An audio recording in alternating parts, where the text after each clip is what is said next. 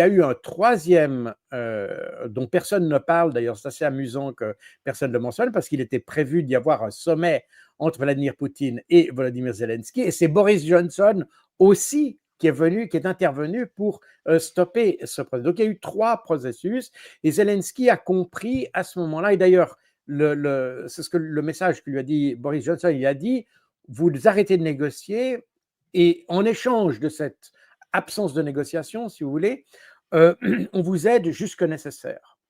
Et en fait, Zelensky a échangé la paix ou des perspectives de paix contre le soutien jusque nécessaire des Occidentaux. C'est la raison pour laquelle il vient en permanence réclamer des choses, parce qu'on le lui a promis. Et oui. C'est assez amusant qu'aujourd'hui, on a des commentateurs qui disent oui, Zelensky vient sans arrêt nous réclamer des choses. Oui, mais parce que lui, on l'a forcé à abandonner une négociation où l'Ukraine était d'accord contre un appui illimité.